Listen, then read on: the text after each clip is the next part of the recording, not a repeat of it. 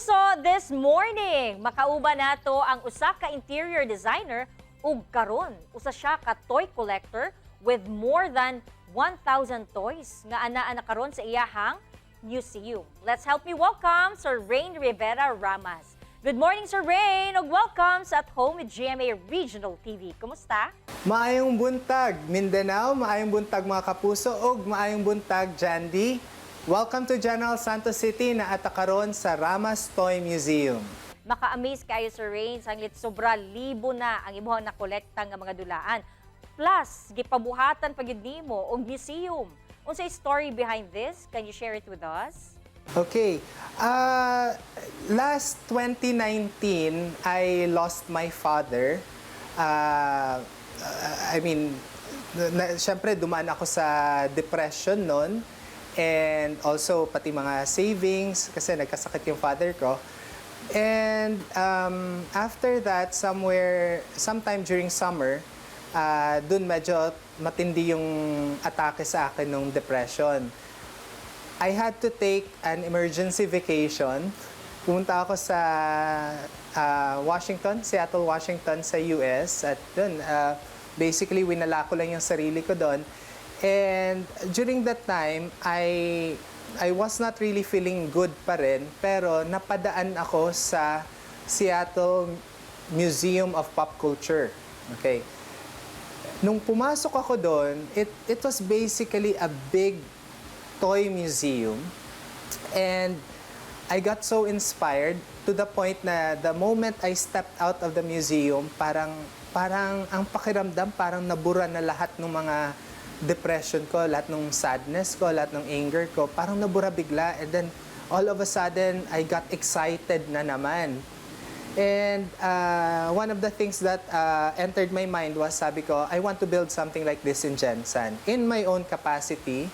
And of course, with the help of our community, kasi marami tayong mga donors din dito, I built the toy museum dito sa aming lumang bodega, sa loob lang din mismo ng compound ng bahay namin. And yun, I just filled it up with my collections, and finally I was able to share my collections and also the collections of some of the members of the General Santos City Toy Exhibitors Group. Sama-sama kaming nag-display dito. And this is for free dahil the advocacy is, if something like this made me happy a few months back, or in this case, a few years ago, maybe it will make somebody else happy also. And you don't charge a price for happiness. Alright, unsa bang klase sa mga dulaan, Sir Rain, ang among makita diha sa imong museum? Ug unsa pud ba ang pinaka-memorable o pinaka-paborito nimo sa tanan? Dito sa Ramas Toy Museum, marami tayong mga different collections, no? I'm the type of person kasi who does not stick to one category of toys. So here I have a lot of vehicles. Behind me, I have my airplanes. I'm also a collector of airplanes. I have a lot of action figures. I have a lot of miniature architecture. And also dolls. When it comes to brands naman, iba-iba rin. When it comes to, characters and shows, iba-iba rin. I have a lot of Star Wars toys, Marvel characters, also DC characters. Meron din tayo dito, may mga Barbie tayo. But one of my most prized or my most, valued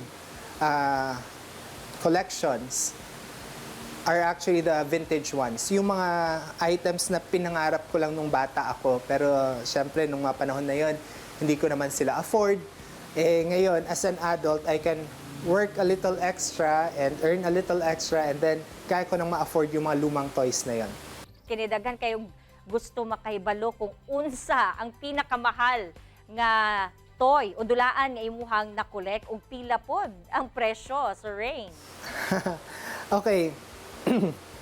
Right now, there's an item here which is an action figure of the Filipino champ Manny Pacquiao, and it was a branded development in partnership with Disney, So it's Manny Pacquiao and Mickey Mouse na kunwari nagbaboxing sila. These are action figures.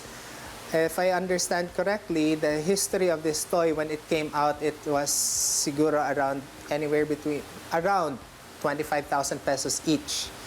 But since limited lang yung ano niya, limited release lang siya, umabot yata siya ng mga up to $3,000, no? Alright, Sir Rain, unsa ba ang imuhang natun-an or realizations along the way sa imuhang journey sa pag-collect sa mga dulaan? Well, this is how I see it, no? Labeling it as too much is really relative. So for some people, it might be too much. For some people naman, it might be kulang pa. Okay.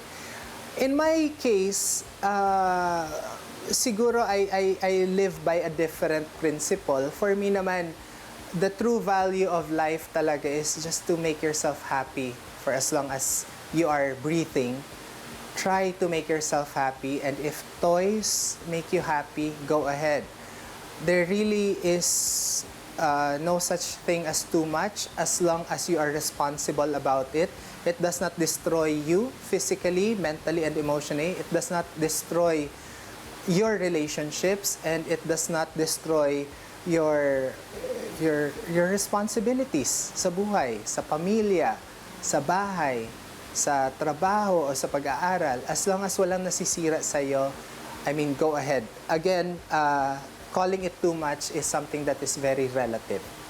Okay, any message, Sir Rain, sa ating mga kapuso viewers? If I were to leave a message to our viewers, you know, if there's one thing that we can prove, no, ang laruan ho, hindi lang po para sa bata. Some of the best toys are actually owned by adults. Thank you so much, Sir Rain, for sharing your time with us. Amping kanunay. Maraming salamat. Daghang salamat mga kapuso. Hope to see you soon.